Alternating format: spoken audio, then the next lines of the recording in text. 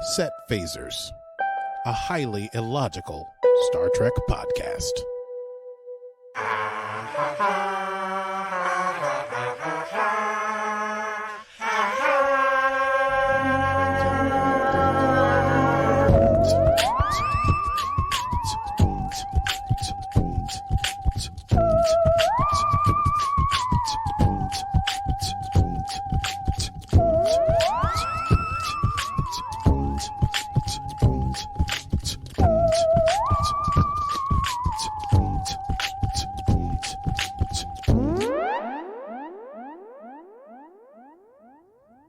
Hello, Aki.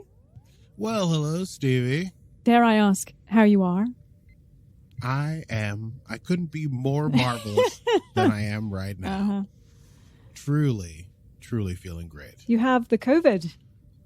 I do, but I still feel wonderful about it. Okay, well, dear listeners, we will let you know how he does and when he miraculously recovers. In 10 days' time. Hopefully before Christmas. No, it will not happen before Oh, Christmas. no. So are you not going to see people for Christmas? No, I won't. Oh, okay. I hadn't even thought of that. Well, I know. You hate Christmas anyway. I'll be fine. Yeah. I have a Christmas tree behind me right now. I don't know what you mean by that. Well, I know, but, you hate Christmas? No, I love Christmas. Do you? Yeah, exactly. You do not. That's not even your tree. Well, it's a tree that I put on. Didn't have to plug it in. Okay, fine. I could have left it off in the dark. Though. Yeah, I am perfectly fine with Christmas. Maybe not all the shopping and everything, but I'll be spending this Christmas watching Christmas movies by myself. Yeah. Well, I love that. I have yet to show my wife a ton of Christmas movies, so perhaps we can watch party with you. Let's watch party some Christmas movies. It sounds fantastic. Yes. It's a shame there's not like a Trek Christmas movie.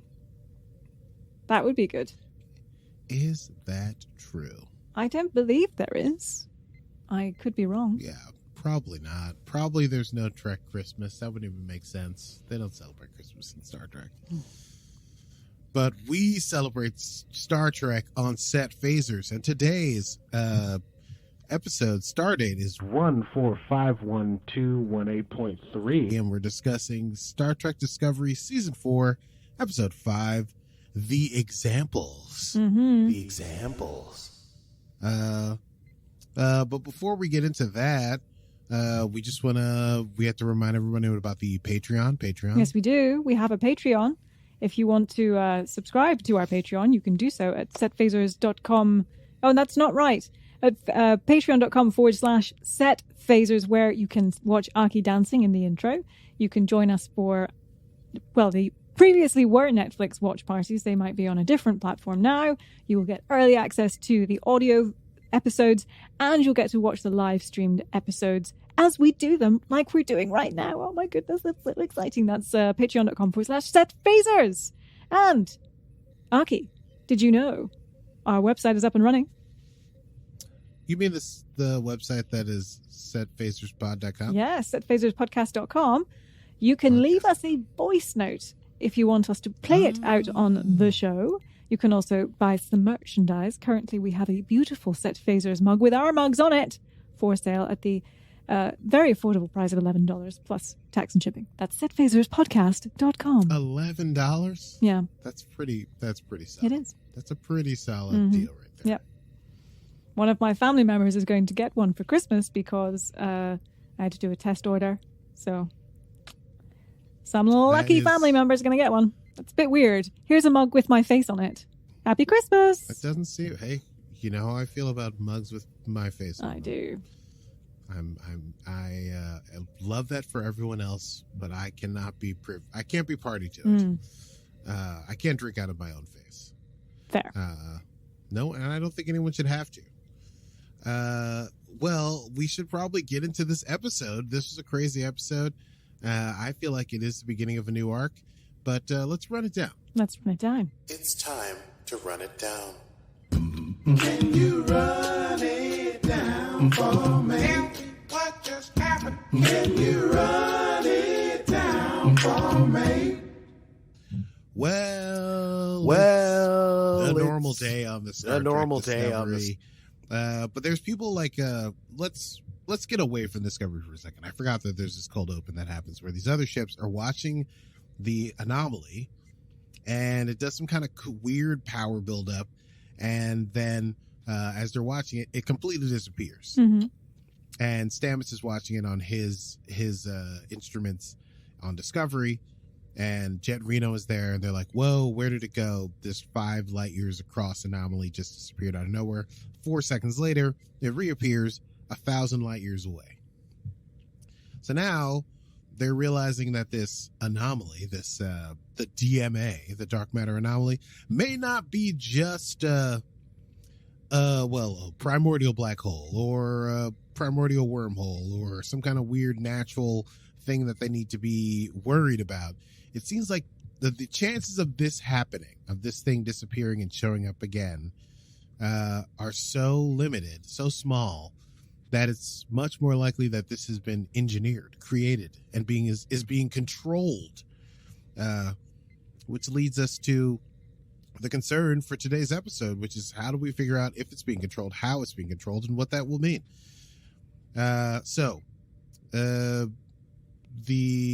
There's also the idea that the anomaly is moving towards this small settlement that used to be in chain territory, and this is a weird thing, it may hit it, but it may not hit it, but they need to get there and evacuate everyone before it possibly could hit, and they won't know until it actually gets there if it's going to hit. Anyway, Discovery is tasked with those 2 jobs. 1, go to this former Emerald Chain place, which is called like Cadvac or something. I forget.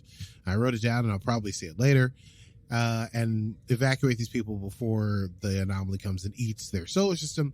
And 2, try to figure out if this thing is artificial. How was it made? How does it work? Who made it? Who controlled it? Apparently, the Federation has some possible contenders who they think their technological advancement might be high enough, but they're basically sending on this cat Ruon Tarka. Yes. Tarka to work with Paul Stamets. I would say it's pretty evident when Stamets hears just the name Tarka that he already dislikes him. Apparently Tarka is the one working on the 2nd generation spore drive and has never reached out to Stamets directly. And so there's a little anger there. Heckles go up. The hackles go way, way, way up. In fact, I think Stamets tries to express that he thinks he has all the people he needs to keep working on it. And then Admiral Vance is like, this is the guy we're going to use. He's one of the smartest people in our Federation. I mean, is he Federation or is he just like because he's also working with Aurelia, who was the chain scientist, right? Yes.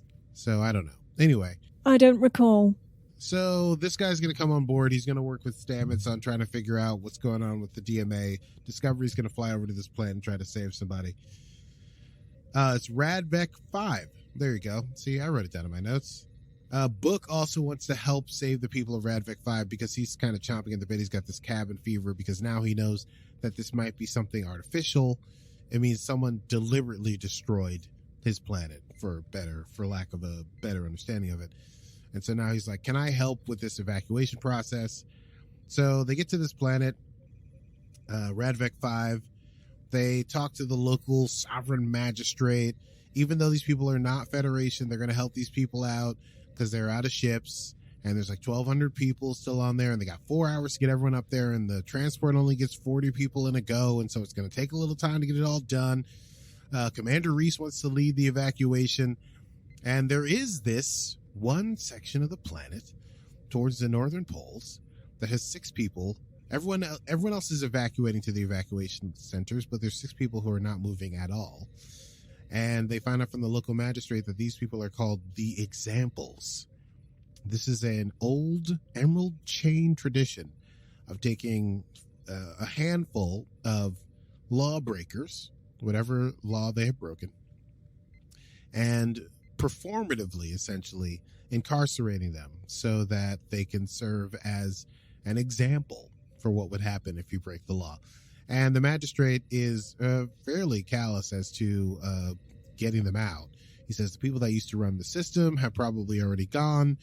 Also, they're criminals, so there's no reason for the Federation to work on getting them out. Plus, they have law-abiding citizens. They want to get off the planet. So Michael makes the executive decision. Reese is going to go down and evacuate the civilians and all the regular people, and she and Book are going to go stage a jailbreak in order to get these examples out of example prison. Stamets meets Tarka. Ooh, Tarka's like, he comes onto the bridge and he's like all dressed in black. He's all, hey, boom, boom, boom, I'm the coolest. Your ship is old and Saru's feet are weird and I'm cool. Seems like a celebrity chef to me. You know what I mean? He's like, he would come there on like a fucking motorcycle. He's arrogant as hell. Yeah. He has that Paul Hollywood type vibe. I feel like Paul Hollywood seems less ridiculous than this Gordon guy. Ramsay, is that who you're thinking of? Yeah, Gordon Ramsay, I'll give it that. Yes, absolutely. This is, to me, has just got this like, I'm a chef, I'm a scientist, but I'm from the planet Ryza, and like Ryza sucks, and I'm super smart, but I'm smart and cool and in touch with my base animal instincts or whatever. Anyway, he's talking to Saru and Stamets, and what he wants to do is he's got a mock-up of the controlling mechanism, which is that little red thing in the center of the DMA. He wants to try and build a much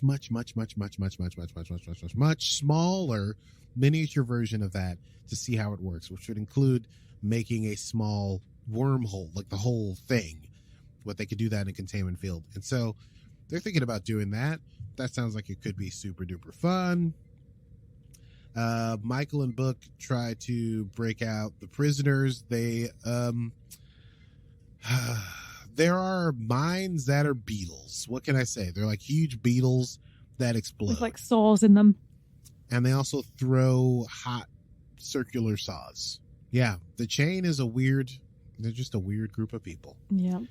So they're working on that. Meanwhile, Dr. Colbert actually has a brief session with Dr. Kovich. Yeah. Glasses. Otherwise, yeah, yes, otherwise known as glasses. Basically expressing how he feels like he's maybe lying to his patients about like giving them hope, because it feels like maybe there's not much hope to be had now that they know this thing is artificial. And Kovich basically points out that Colbert may have some sort of savior complex. He's also working himself to the bone. He's not getting any rest. He's becomes obsessed with his work, and then he needs to take some downtime and find a reason to live and get over the fact that he died and came back. And, it's the doctor getting advice from another doctor about what they need to move forward. Michael and Book are able to release the prisoners, but the prisoners, once they're like out of their like containment fields, are like, all right, we're going to book it. Now there's no ships left. There's nothing left, but the prisoners make this stand where they're like, we're not going to go to wherever to like be a part of this evacuation and then have to come back and be prisoners again. So unless Michael can find some way to keep them from suffering this further incarceration, because most of them, like one of them like stole a car basically, another one stole food for their family, but they've been in prison. They're in prison indefinitely as the examples. So it doesn't matter what you did, you wind up in prison forever. Michael is able to offer them asylum under the Federation. Pending a review of their crimes, they would be considered free because they've been held unjustly. And everyone agrees to that except for the one sort of ringleader whose name is Felix, who says that he actually needs to pay for his crimes because he says he killed a person. They attempt to leave the jail. The doors lock down, and they use the explosive beetles to blow the doors up. It's a total romp ride. What can I say? Meanwhile, they're able to make the miniature DMA thing, the MDMA. And they don't have quite the power reserves that they need. And so they have to convince. Saru is basically very sketchy about doing this. But Stamets and being egged on by Tarka is sort of saying if they can give them more power, they could learn more about this. This is critical to save billions of lives in the galaxy. Saru agrees to it, but with like a stopgap measure where he can turn the power off if he needs to. And they have to pull extra energy from the deflector array, which Jet Reno has to do. So Jet's in on this.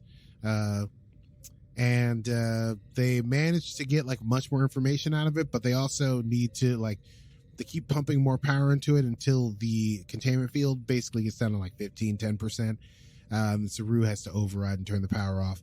And Stamets and Tarka basically nearly blew the ship apart. Nearly ripped it apart to get this information, but they got some cool information.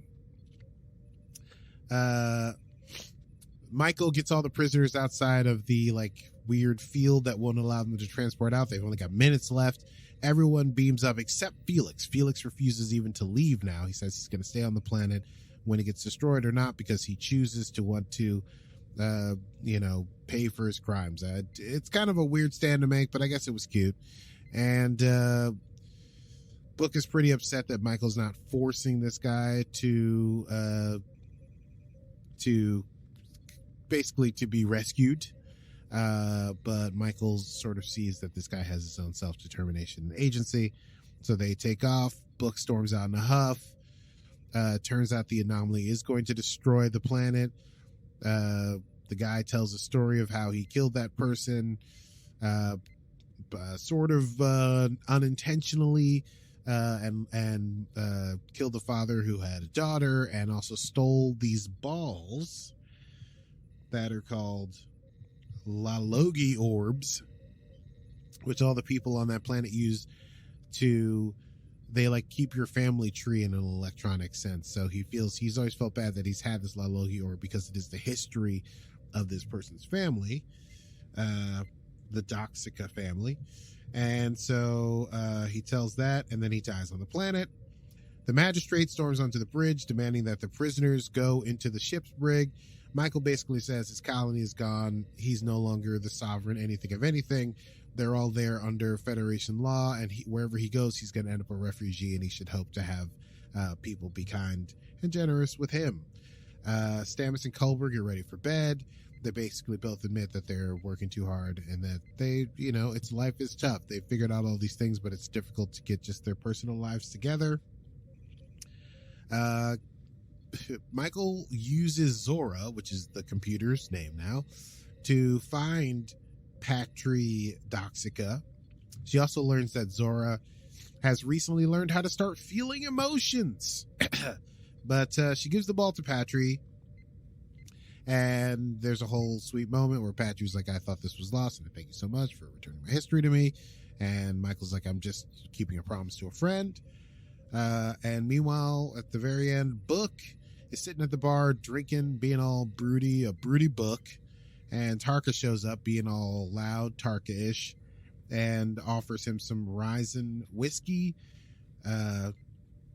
They commiserate in their sort of unfriendly but friendly in their feelings of like being close to success today but not close enough, and such that it sticks in their craw. And Tarka is pleased with Book's anger. It feels to me like maybe Tarka's hoping to use that against Book in the near future. But that is the end. Season 4, Episode 5, Star Trek Discovery. The examples. The examples. The examples. I can't do that. I really wish I could. Have that. Now let's chat about that. Let's chat. I say, darling, let's do a quick chat about that. Yes, let's do. Yes. Yes, indubitably. Let's do. Yes, indubitably. Let's do. Let's do. What did you want to chat about? Well, there's so many things. I guess first and foremost, we now know that this anomaly is not natural. Yes. And Like whom? it's being... Oh, sorry. Yeah, no, that's it. Who's doing it? Who could do it? It's huge. My original thought was that it was some kind of emerald chain. Just because I felt like they'd be mad. But now that doesn't make sense. It seems like it's too advanced for emerald chain. I did note that Vance mentions that they haven't heard from the Q continuum in 600 years early on in the episode, which is interesting. But he thinks maybe it's not them. This is not their kind of style. Was that just a red herring, do we think? I think maybe it's like a little Easter egg for the next season of Picard. I'm willing to bet there's some sort of Crossover. We do think, actually, Alex Kurtzman, I don't know why, but there's chatter about there being crossover somewhere. wow. I don't know how it would be how they would cross over with 930 years into the future, but I don't know. I think we're supposed to when they do like into exposition like that, I feel like are we supposed to make note something happened to the Q continuum that we should then be aware of when we watch Picard? Possibly, yes. Next year? That's true. It's a fair point. But yes. Yeah, I don't know. I'm very confused as to who. And then at the end, Tarka intimates that he has some idea of who it might be. But who? Maybe it's someone we're not even familiar with yet. I guess it could be. I mean, that could be where it's going. You know, I suppose we have seen.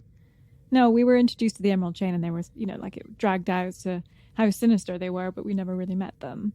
Right. We met the main chain lady, whose name I can't remember. Wasn't it? Or no, she was Orion. Yeah. I forget. Dang. Anyway, we could Google it. Met her. You could Google it. You want to Google it? Yeah. All right.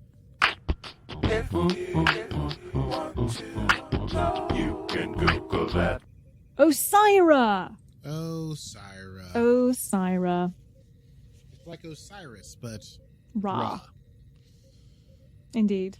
Okay, so anyway, Osira dead. So that's not the issue. Osira died? Not coming back. I forget. I thought she did. I thought she just... Or maybe she went to jail. Yeah, I thought she went to jail. She just got incarcerated. I should rewatch that. Things got really weird at the end. People got sucked out of windows. Okay.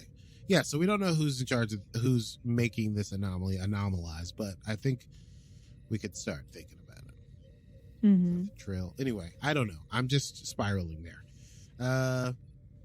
What's the deal with Ruon Tarka? Do we hate him or do we hate him? I hate him. I don't like him. Yeah. Book hates him.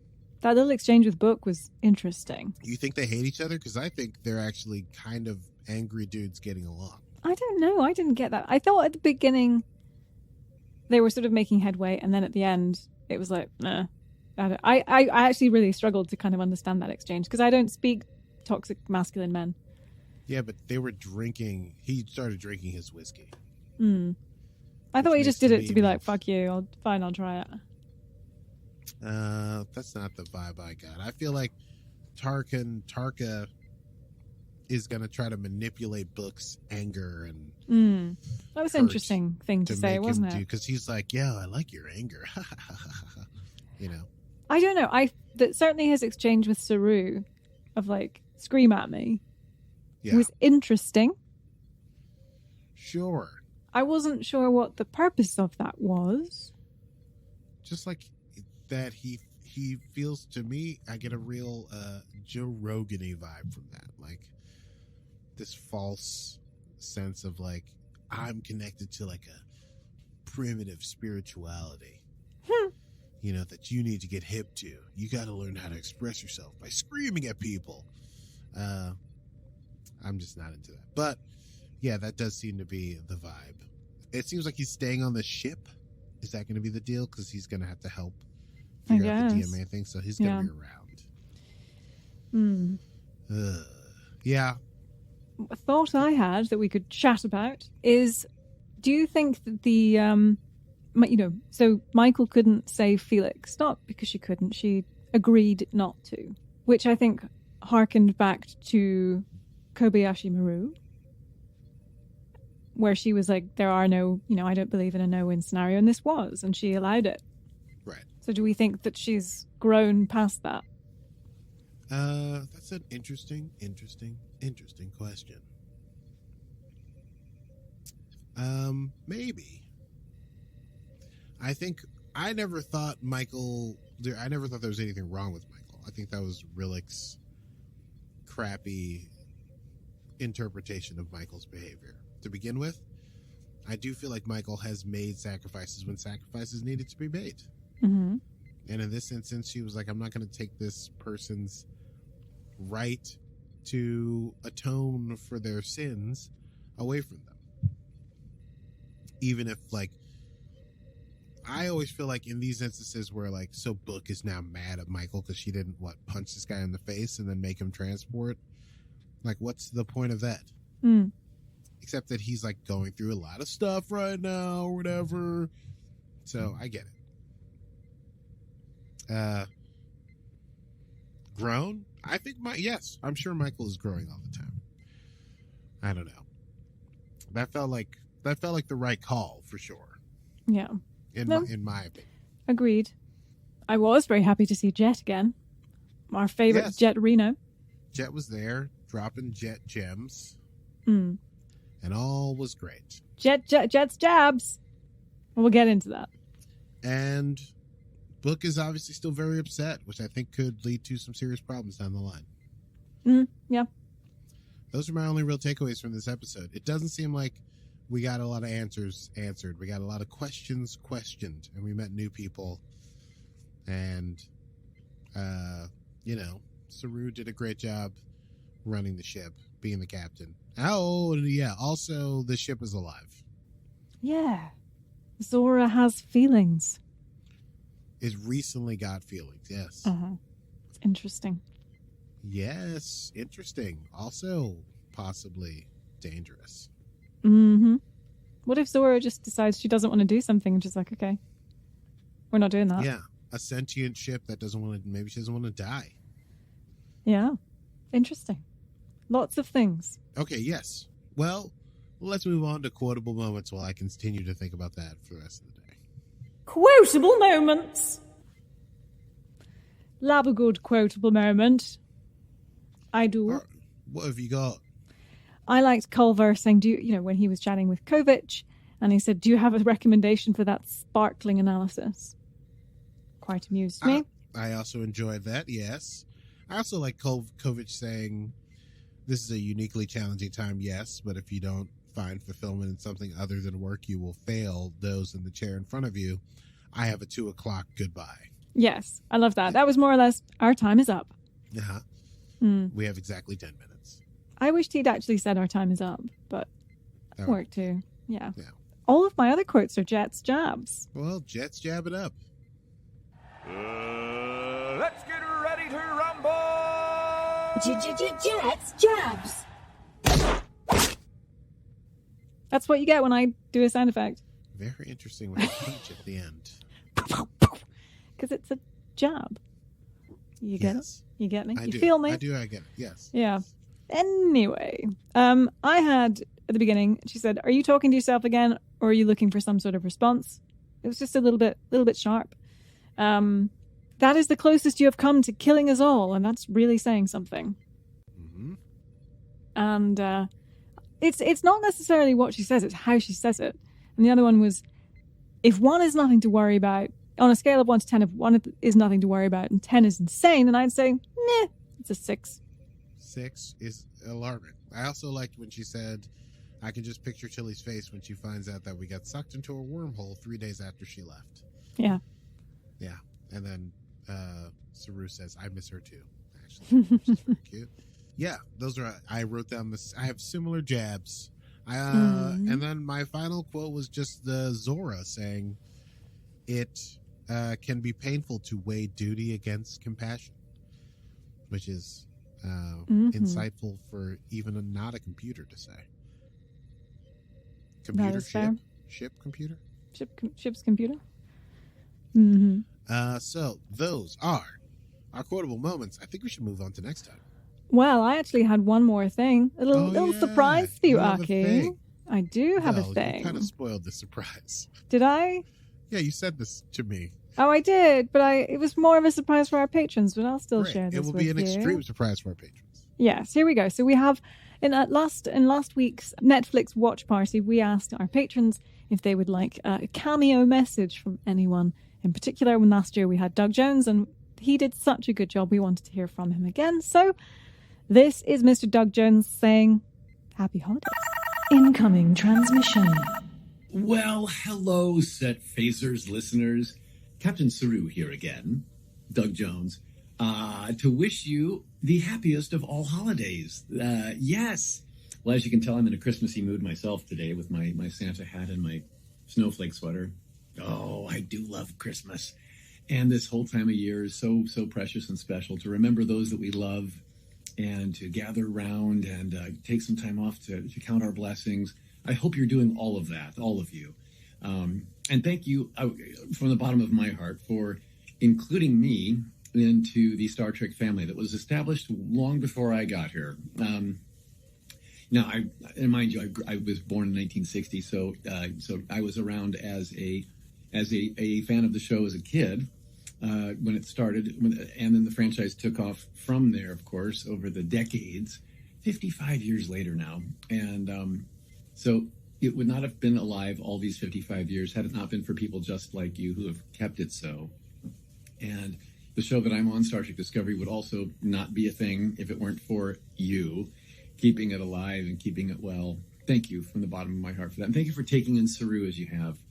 I know I've probably said this before a gazillion times, but when establishing a new species, and a new character of any sort, but a new species especially, for such a beloved franchise that has such fan ownership and is such a family, this fandom is more of a family than anything I've ever been a part of. And I've been around science fiction, comic books, horror, and fantasy all my 35-year career, but never have I seen such a tight-knit family type feeling as with the Trek family. So when developing a new character for that, it's like, I hope they love me. I hope they take me in. I hope. Because you feel like the long lost cousin that's been living out in the country and you're coming to visit for the first time for the holidays. And will they take me in? Will they include me?